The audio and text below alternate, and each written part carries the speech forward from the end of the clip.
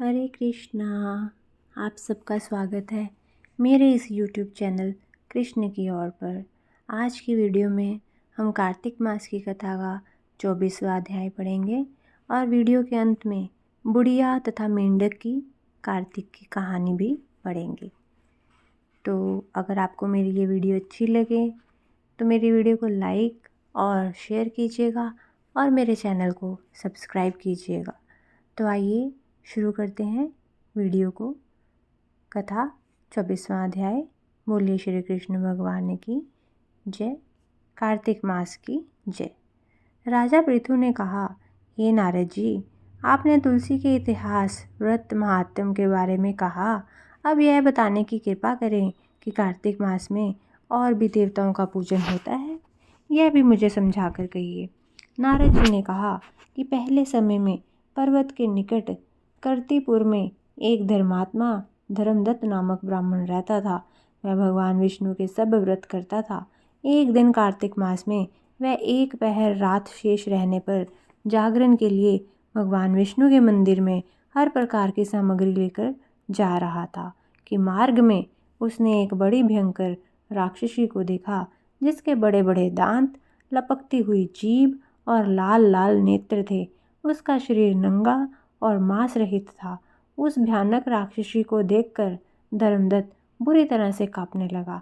कुछ उपाय ना देखकर उसने पूजा वाली थाली और जल का लोटा उसके ऊपर फेंक दिया, क्योंकि उसने भगवत नाम का जप करते हुए वह सामग्री और जल का लोटा जिसमें तुलसी दल पड़ा था उसके मारा था, जिससे उसके जन्म जन्मांतर के पाप नष्ट हो गए और पूर्व जन्म उसे याद आ गए। वह हाथ जोड़कर धर्मदत्त के चरणों में गिर पड़ी और बोली, हे प्रिय, मैं पूर्व जन्म के कर्मों के कारण से इस अवस्था को प्राप्त हुई हूँ। नारद जी ने कहा, हे राजन, उसे इस प्रकार प्रणाम करते हुए देख अति विस्मित होकर धर्मदत्त ने पूछा कि तेरी यह अवस्था किस फल से हुई है, किस कर्म के फल से हुई है? तू पूर्व जन्म में कहाँ रहती थी और तेरा कैसा चरित्र था, वह सब मुझे बता। उस राक्षसी ने, जिसका नाम कलह था, कहा कि हे ब्राह्मण, सौराष्ट्र में भिक्षुक नाम का एक ब्राह्मण रहता था। मैं उसकी पत्नी थी और मेरा स्वभाव बड़ा ही निष्ठुर था। मैंने अपने पति का कभी भी भला नहीं चाहा, ना ही उसे कभी अच्छा भोजन और ना मिठाई ही दी, और मैं प्रतिदिन उससे लड़ती झगड़ती रहती थी। मुझे इस प्रकार के झगड़ालू देख तथा नित्य प्रति की कलह से तंग आकर मेरे पति ने दूसरा विवाह करने का निश्चय किया। यह सुनकर कि मेरा पति दूसरा विवाह कर रहा है, मैंने उसके ब्याह से पहले ही विष खा ली और अपनी आत्महत्या कर ली। मेरी मृत्यु के बाद यमदूत आए और मुझे गदा से मारते हुए यम के पास ले गए। यमराज ने मुझे देखकर चित्रगुप्त से पूछा, हे चित्रगुप्त, इसने क्या कर्म किया है? जो भी कर्म इसने किए हैं उसका फल तो इसे भोगना ही होगा। कलह ने कहा, हे ब्राह्मण, चित्रगुप्त ने यमराज से कहा, इसने अपने जीवन में कोई भी अच्छा काम नहीं किया। यह अपने पति को सदा खराब भोजन देकर आप अच्छा भोजन खाती रही है, इसलिए अब वह विष्ठा खाने वाली होगी। इसे अब सुअरी का जन्म दिया जाए, क्योंकि यह अकेले ही पाक के बर्तन में भोजन करती थी, इसलिए यह अपने बच्चों को खाने वाली बिल्ली होगी। इसने अपने पति पर क्रोध करके आत्मघात किया है, इसलिए यह प्रेत योनि में जाएगी। अब आप इसको अपने दूतों द्वारा मरुस्थान में भेज दीजिए। वहाँ पर यह बहुत दिनों तक प्रेत योनि में रहकर फिर यह पापिनी अपने तीनों योनियों को भोगे। सो हे ब्राह्मण, मैं 500 वर्ष से प्रेत योनि में हूँ और भूख प्यास के कारण नित्य दुखी रहती हूँ। एक दिन भूख से तंग आकर मैं एक वैश्य के शरीर में प्रविष्ट हो गई। उसके शरीर द्वारा मैं कृष्णा और बेनी के संगम पर इस देश में आ पहुंची। एक दिन भगवान शंकर व विष्णु जी ने मुझे बलात् उसके शरीर से बाहर निकाल दिया। फिर मुझे आप दिखाई दिए। आपके लोटी में से तुलसी जल का छींटा मेरे ऊपर पड़ा, जिससे मेरे सब पाप नष्ट हो गए। हे द्विजोतम, आप अब मुझे यह बताएं कि आगे होने वाली 3 योनियों और इस प्रेत शरीर से किस तरह मेरी मुक्ति होगी। धर्मदत्त ने कला की बात सुनकर उसके पिछले कर्मों और वर्तमान अवस्था को देखकर बड़ा दुख महसूस किया। उसका दुख देखकर उसका चित्त पिघल गया और फिर उसने दुखित भाव से कहा, बोलिए श्री कृष्ण भगवान की जय, कार्तिक मास की जय। अब आगे बुढ़िया और मेंढक की कहानी कहती हूँ। बोलिए श्री कृष्ण भगवान की जय। एक बुढ़िया थी, वह प्रतिदिन कार्तिक नहाया करती थी। उसके हाथ में एक फोड़ा निकल आया। उससे बुढ़िया को बहुत परेशानी रहती थी। दिन प्रतिदिन वह फोड़ा बढ़ता ही गया। बुढ़िया कहने लगी कि हे कार्तिक महाराज, मुझे कार्तिक नहाए का यह फल मिला। उस फोड़े में से एक मेंढक निकला। वह मेंढक बुढ़िया का सारा काम करता था।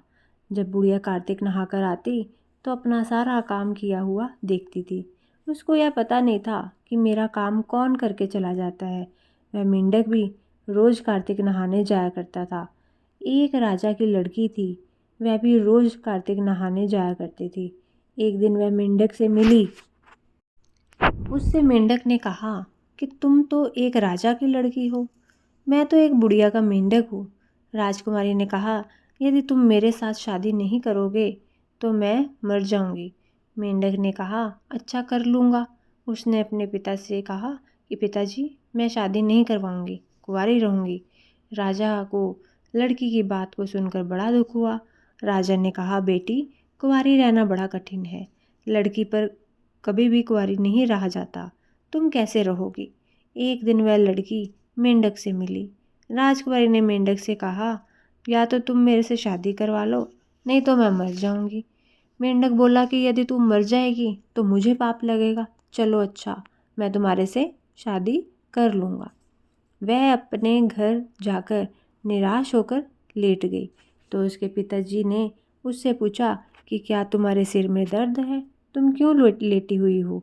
राजकुमारी बोली कि मेरी शादी करवा दो। राजा बोले, ठीक है बेटी, मैंने तो पहले ही कहा था कि लड़की पर कुंवारी रहना बहुत कठिन है।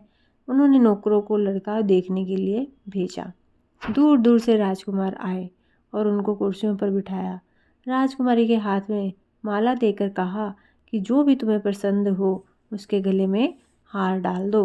लड़की कहने लगी कि आपने बुढ़िया के मेंढक को तो बुलाया ही नहीं। राजा ने मेंढक को भी बुलवाया। मेंढक भी आकर सभा में बैठ गया। राजकुमारी ने चारों तरफ देखा, फिर मेंढक के गले में हार डाल दिया।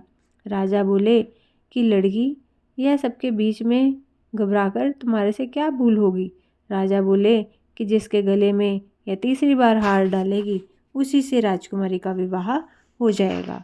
राजकुमारी ने तीनों बार ही मेंढक के गले में हार डाला, उसी से उसका विवाह हो गया। मेंढक रानी को लेकर चला गया। पड़ोस की औरतें बुढ़िया को कहने लगी, बुढ़िया, तेरा मेंढक बहू लेकर आ रहा है। बुढ़िया बोली, मेंढक थोड़े ही शादी करेगा। बुढ़िया को विश्वास ही नहीं हुआ। औरतें बोली कि बाहर जाकर तो देख।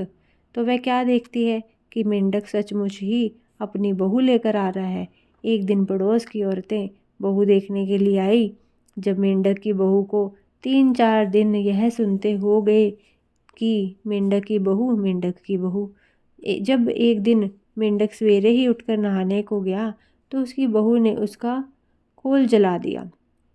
वह खोल उतार कर ही बुढ़िया का काम करता था, खोल उतार कर ही बाहर जाता था।